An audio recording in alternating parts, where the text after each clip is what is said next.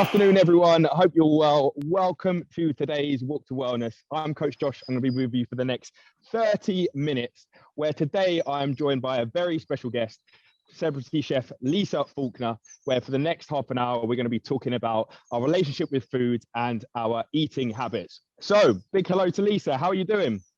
I'm good. How are you? Yeah, very well, thank you. How is it where you're walking? Well, luckily, the rain has stopped. Not that it would matter because I come out whether it's raining or cold or sunny. So, yeah, it's stopped raining. Amazing. I can't wait to get into our talk in a little bit. But just to everyone that's tuned in today, I want to say a massive thank you for tuning in for this half-hour walk to wellness. And even if you're not able to get out and about walking, if you want to take a virtual walk around your house, maybe step outside into your garden, wherever you've got some space, so you can tune in and walk with us today. Now, just before we get started, there's a little bit more info from our community manager, Pip. She'll tell you a little bit more about what's to come, and as well answer some questions at the end to present to both myself and Lisa. So, Pip, over to you. Thank you, Josh. Hi, everyone. As we are once again walking for our wellness, you can join in, clock up steps, and earn coins using the free app Sweatcoin. Every coin you earn and choose to donate to the Trussell Trust will help them ensure no families go hungry during lockdown. We have walked nearly 67 million steps together, which is an amazing achievement. So please sign up to Sweatcoin for free, build up your steps and earn coins to donate. Heading up our leaderboard right now is Peter with almost 48,000 steps, which is awesome. For every person that takes part, WW will also be donating to the Trussell Trust too. And just a few housekeeping rules for today. As always, please do not travel outside your local area while walking. Remember to look where you're going and while you're watching your phone, and be mindful of your route. If you have any questions for Lisa and Josh, please write them in the comments and in the chat, and we'll do our best to get them answered a little later. Finally, we love that we can bring you these walks live, but we apologise if there are any signalling issues, and we'll do our best to bring our guests back together as soon as possible. Over to you, Josh. Thank you very much, Pip. Appreciate it. So, Lisa, have you been doing much walking throughout the past year nearly of lockdown? You've been getting out and about as much as possible? Do you know what? I have, and I had hearing Pip say that, it's incredible. I just think it's such a brilliant thing that you can turn your steps into a donation. That's ace. But yes, I walk anyway. I have a dog which I haven't bought on this walk, but yes, I walk every day, and especially in lockdown, I've sort of walked more than once a day, just because it's the only thing that actually sorts my head out. Yeah, I can absolutely relate to that. Out of interest, what dog do you have? I have a miniature schnauzer called Rory. Nice. Rory Gilmore. Very, very cool. I just wanted to kind of start a little bit about how you've been coping with the lockdown, because I think now we're nearly a year into it, which is unbelievable when we first kind of found it was going on. How have you kind of coped with the lockdown? Have you found that in relation to food, you've been cooking and baking a lot more than usual, or about the same? How have you been keeping busy, really? Well, I was thinking earlier that the first lockdown, I think we all were coping much better, and I think this last one, hopefully the last one, has been the worst for everyone. And I've found it really, really difficult. And even though I cook every day, and with homeschooling, I'm like making breakfast, making lunch, making dinner, making snacks. But so it's quite full on with the baking and the cooking and everything, and that is what I do as a job as well. But I've found, and I think probably everyone has, that this time it's like the motivation to keep cooking and finding slightly different foods or something that you fancy eating is quite difficult. I'm just going to slow down here because I'm in a London park. So where I am, it's just there's so many people. There's so many people, and they're probably looking at me like, "Oh my God, what are you doing?" Which part of London are you tuning in from, out of interest? From Ali Pali. Oh, nice. So I will show you from, very north, and I'll show you. Hopefully, we can see a better view of Alexandra Palace and the whole of the city in a minute. So I'll show you. Absolutely. Anytime you want to just flip the camera around to show us what's about, you got any good sights in show, then please do. I think where I am, it's pretty raining at the moment, so the weather won't be as good as it's been in previous lives, but you know, we'll get through this. So you mentioned something really interesting there with regards to, you know, having to do the homeschooling and obviously cooking as being part of your job and now doing it a lot more at home. That's a really good point to touch on for any families that are listening and parents. How have you found kind of juggling that homeschooling with your work and generally just like cooking and making food to eat for enjoyment rather than just something that you're doing for work? I have to say it's quite difficult. I have to plan the days because I have to get my daughter up. She's 14, so I don't actually luckily have to be teaching, but I have to make sure she's on the computer, on the laptop, which did start off in the olden days of lockdown on a desk in the front room. Now she's on her bed in her bedroom. Hang on a minute, I'm going to show you this. I'm going to show you the lovely little duck pond at Ali Pali. There's the duck pond. Thought I'd show you that. Thank you. Let me see, how do I flip it back? I'm so untechnical. There we go. No, there we go, we've got you. So it's just been a question of going on. Well, I know that there's certain times she has breaks. So if I'm doing any little filming in my kitchen, I have to do it when I know that she's on a lesson for an hour and won't interrupt me. But you know, a teenager comes down most of the time and I'm like, why aren't you on a lesson? Oh yeah, well we've logged out, or the Wi-Fi's gone down, or some load of rubbish. That isn't true. And usually it's just to forage for food and go back upstairs. But I just find that actually keeping to her routine helps. There's a man looking at me like I'm really loud. Keeping to her routine helps me, because I think, right, well, we'll have to have something good for lunch, you know, whether it's like she loves halloumi and I'll make a halloumi salad wrap or things like that. And so I'm constantly trying to think of healthy things or brain food for her, which then ultimately makes me eat better. Amazing. You've touched on another good point there about the routine side of things. So apart from understanding her routine, have you found that, again, with relation to a lockdown, you've had to create your own routine, and how have you done that, and what is it like? Well, I think it's the only way that I've got through it. And actually I said at the beginning of lockdown, I said to John, we're going to cook. Well, I'm going to do a video every day. This was at the very beginning. And so we did I think it's over 100 films of food a day. And that actually really helped, whether it was something we were cooking for lunch or for dinner or a snack, we just filmed it. And actually it gave us a real purpose. And so we got up to do that. And I'd put on, even if it was a tiny bit of makeup, and just changed my top. Do you know what I mean? So that I felt like I had a routine. I think I would have gone crazy. And I think the walking and giving myself a routine of getting out of getting into a shower and putting on, even if it was new pajamas, then at least I felt like I was doing something. Yeah, absolutely. That's a really good point you made with regards to filming what you were making, just to getting into the habit of it. I can relate to that because I started with the first lockdown just coaching virtual fitness classes online, because I thought, well, we can't go and train in the gym like we used to. There's probably a lot of people who are going to be not able to exercise in the way they did before. And it's a way of being able to feel like you're being proactive and giving something to other people, even though we are limited in this situation, right? So yeah, it sounds like quite a nice one to do. So with regards to the kind of, obviously we're going to be going into food and eating habits, I just want to get an idea of your history and how you got involved in cooking and baking, and what was the thing that really sparked your interest through growing up, really? Well, hang on, I'm just gonna, can you hear me? Is the wind too bad, or is it okay? No, we've got you, you're fine. Okay, it's just really windy at the top here. I'm right at the top of Ali Pali now. You can actually see the view of London, which is just beautiful.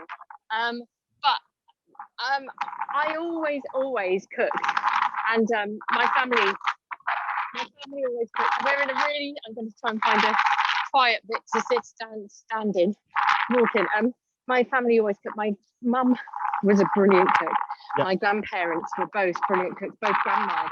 So we grew up in a house where we were constantly asking everyone what it was you want for breakfast and then what you want for lunch at breakfast time. And it continued through the day. So everyone was just planning food.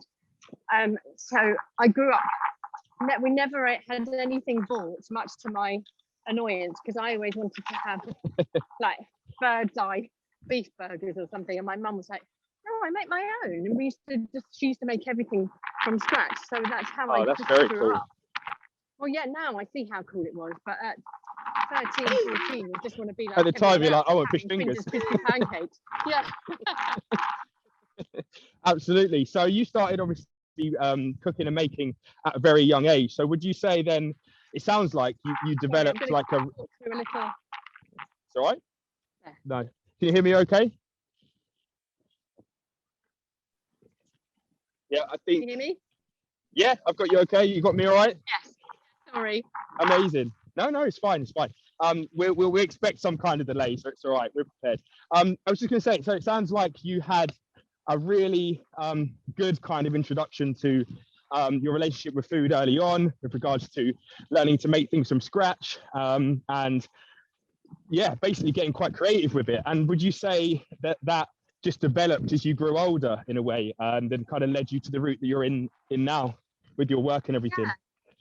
I mean, absolutely. I think that really I started my life as a working life as a model, which was never what I wanted to do. It was just something that I fell into. And I think that really, I might get told off for this, but I'm walking through a tunnel because the wind is so windy. Yeah, it's picking up here as well, not gonna lie.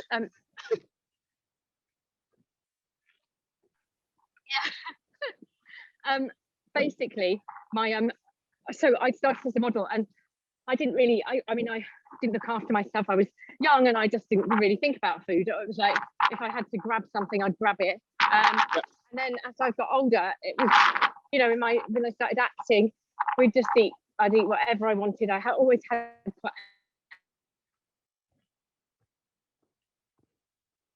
high metabolism, so I never worried. And it was going through IVF that I started really thinking about what I ate and eating healthily, and not even healthily, just eating better, nicer things, better vegetables, and, you know, just knowing about protein and just knowing actually about portion sizes and healthy eating, as in things that made me feel good, as well as a bit of meat, and it was probably pretty good anyway.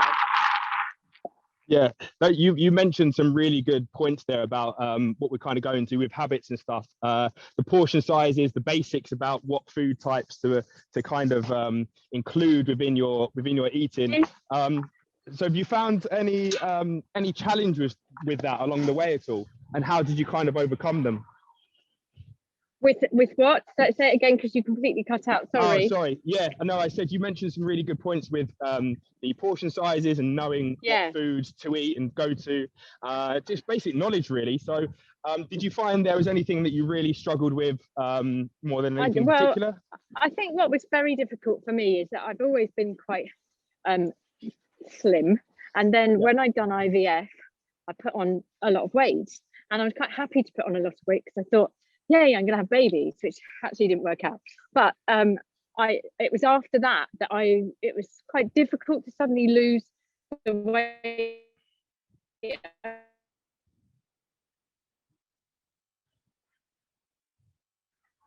I was having to drink pints of WW, one of the recipe books, and like, just because it was a long time ago and it wasn't actually all online like it is now, and so much easier. But I sort of followed that, and actually what I found with it was that it was portion sizes. So everything that I'd make was gorgeous and really delicious, but it was probably 2/3 of the size of the portion that I was eating originally. But I was eating, then I would be eating a snack as well and things like that. So actually it all evened out, but I realized that it was the portion sizes that were more important than anything else to make me feel that I could I didn't want to like lose a whole load of weight. I just wanted to eat healthily and get back to where I felt comfortable for me. Do you know what I mean? Yeah, absolutely. Again, these questions. Sorry, I can just see a couple of questions popping up. For people that are obviously tuning in, there's a lot of people asking about struggling with the snacking and portion sizes being a big one. Have you got any tips that you would maybe kind of throw out there to people that are struggling with those and then you cut out? Sorry, yeah, people I've just said about struggling with snacks and portion sizes and knowing what to go for. And just from your experience, have you kind of got any tips that they could take home from, really? I have to say that the biggest thing that I learned was that I couldn't starve myself. That if I was, the hunger was just horrific to anybody that lived with me. And also that it's just no good, because then when I did eat, I'd like be starving. So I sort of thought, if I'm eating, you know, I sort of cut out a lot. I don't really like a lot of dairy. It's not anything to do with like morals or anything like that. It's just I prefer like oat milk or things like that. And I knew that if I have like a little bit of porridge in the morning and a banana, that's not bad for me. And then I have like, I think, well, I can have a carrot or some hummus or some celery or things like, do you know what I mean? Like little things to snack on. And my best thing for the evening has been dates put in the freezer, which I live, nice. You know, just because they are like toffees, and they really just, I mean, everyone knows that little tip, but they have really saved me when I've been, you know, starving and wanting something sweet. That's a really good one, actually, and I'd never even thought of that, because they are not. I mean, you'd never really go into the supermarket and think, oh, I'm going to buy some dates to snack on, unless someone has suggested it and as to why. So that's quite a nice little tip there. In fact, I might even give that one a go myself. And then I just, like, people are constantly saying to me about lunches, and I spend my time using either miso soup or just like stock that I've made at the weekend, and putting rice noodles and as many vegetables or salad bits that I can put in it, like frozen spinach, like a ball of frozen spinach, chuck it in your soup, and you've got like a noodle soup with all sorts of goodness in that. It hasn't got any calories or any badness in. Oh, now you're speaking to me. I'm a big fan of like kind of any noodle dishes, and all of those veggies chucked in sound really, really good, actually. So yeah, another good one. A few people just loved your date recommendation as well. Loads of people are saying that they're going to try that one, which is great to hear. Have you got anything? Have you got anything that you really, really love to cook? Have you got like or maybe not one, but have you got 3 top meals or top dishes that you kind of always go to or like to go to? Well, one of them is a noodle soup. It's just one of those things. We just use, like, I just think quesadillas, like making a wrap and then using anything up. Like, so if we've made a chili, then like, I make a lot of vegan chili, and then we just put a bit of sour cream in, some cheese, and then just put it in in a frying pan. Just when you don't need hardly any oil at all, and you've just got a lovely little quesadilla for lunch and things like that. I just find invaluable. And even if we have like a takeaway, like, so we've decided, like, with takeaways, we'll make the main here if we want to have a roast chicken or something, and then we'll buy the takeaway side dishes, and then those will, like, always afterwards you can put them into a quesadilla and make a little curry wrap or something like that. So it's just, I mean, I think that's, I like to make things out of other things, so they're my favorite dishes, I suppose. Yeah, no, 100%. I can actually relate to this one, because I have really started making more of an effort with food and cooking. I'd say over the past few months, and I'll be honest with you, I was someone that kind of just viewed food as fuel for a long time, and just thought, right, that's going to give me energy and, you know, allow me to train further or allow me to recover better. But now, as with a lot of people, given the lockdown and the time, I thought, you know what, I'm going to get a bit more creative. And I honestly love making some of the recipes that I'm coming up with, but then also using the ingredients that are left over to make, as you say, nice wraps, or tuck them all into a custom chili. And it's actually become a lot of fun. Yeah, really it's brilliant. It's brilliant. Really and like the stuff you can do with the jacket potato, like, you know, like my husband always laughs at me because he says that jacket potatoes are not meals. He's like, they're a side dish. You're just not English. You're so Aussie.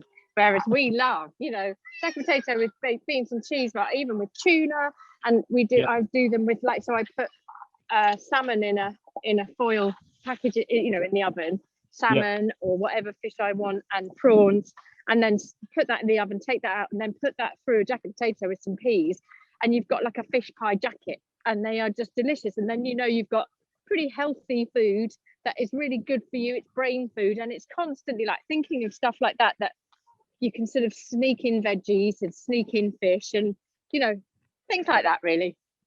Yeah, absolutely.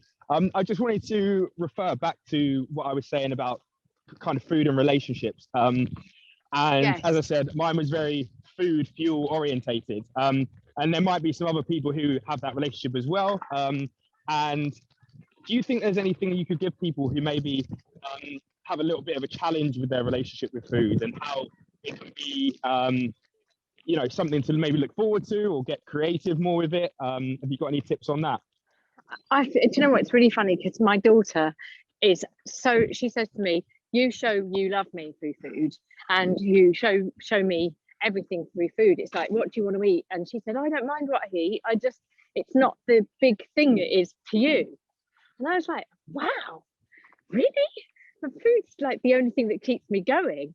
And and she said, but I love it because you love it. And now I realize that it's how you show your feelings. So sometimes it's just looking at food in a different way.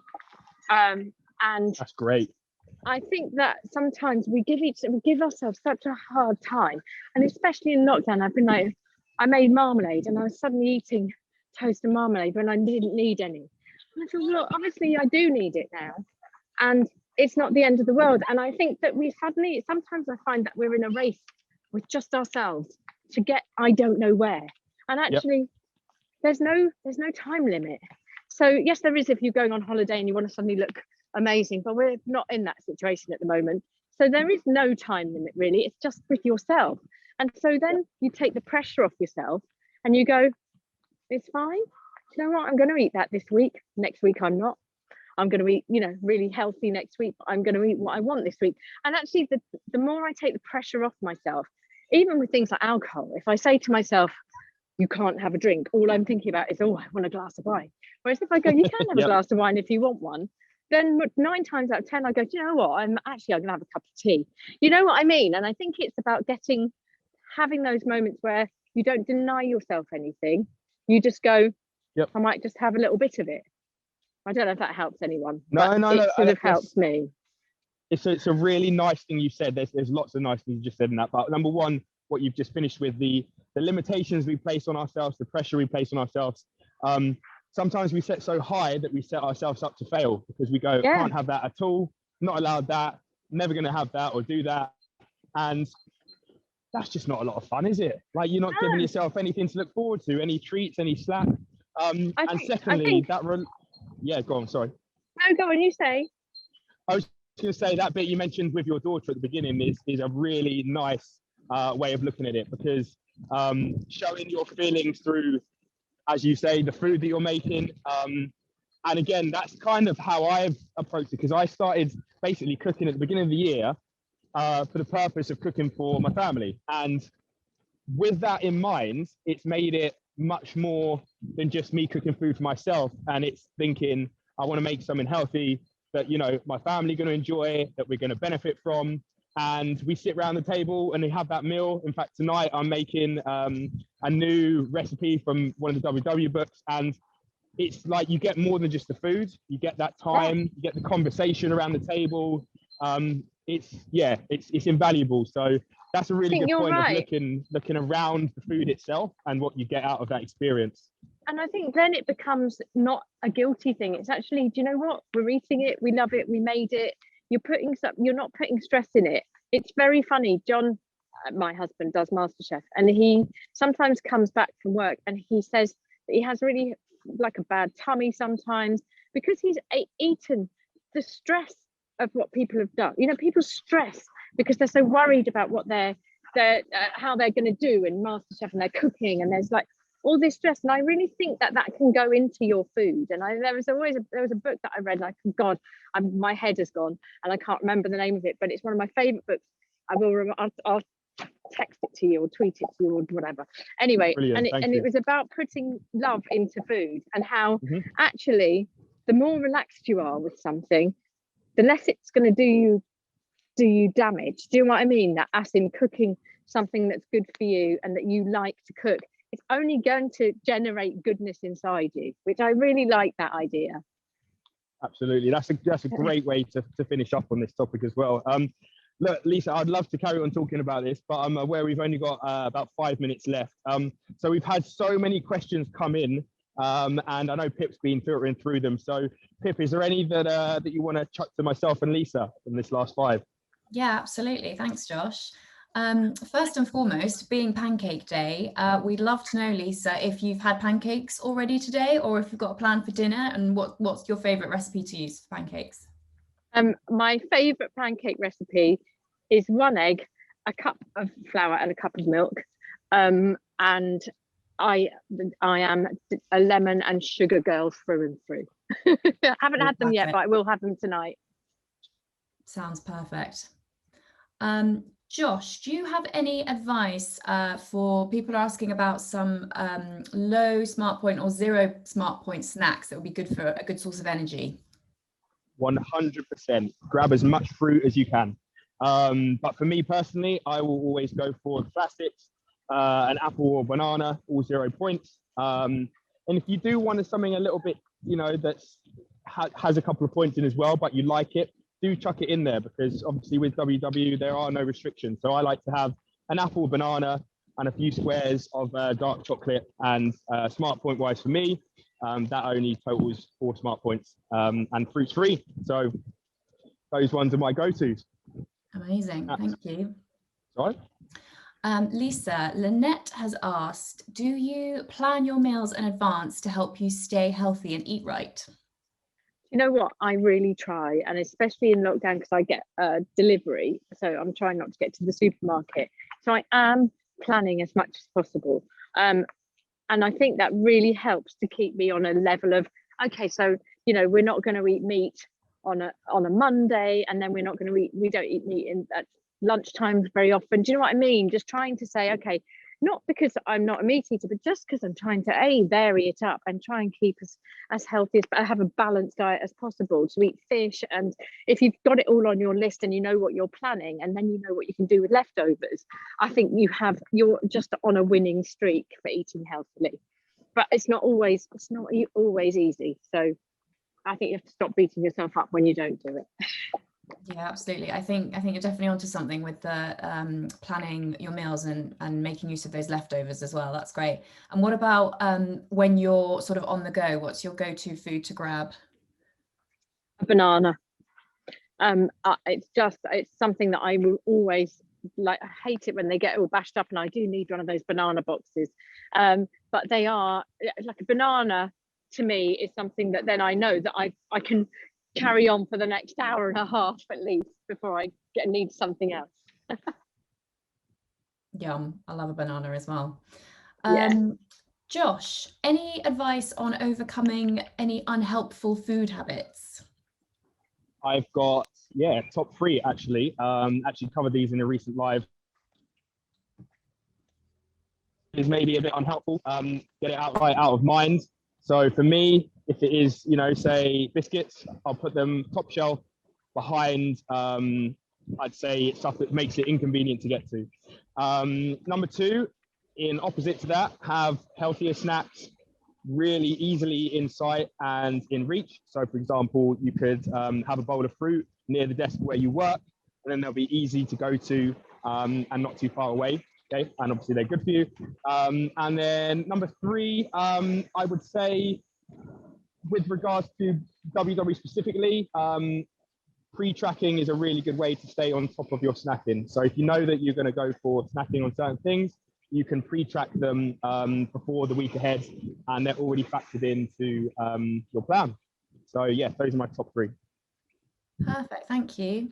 And then lastly, Lisa, I hear that it is your birthday later this week on Friday.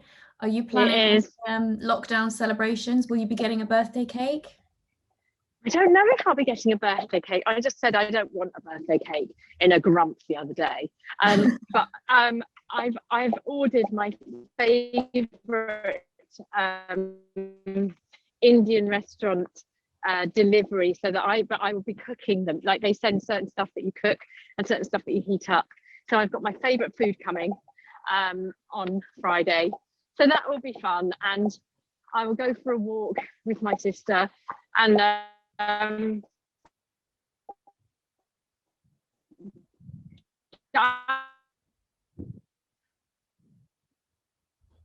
said actually it'd probably be huge. I should make sure that I put all the points people to say happy birthday at different times. And my sister said, well, I'll do a walk, and my best said, well, they'll walk with me, but I don't know.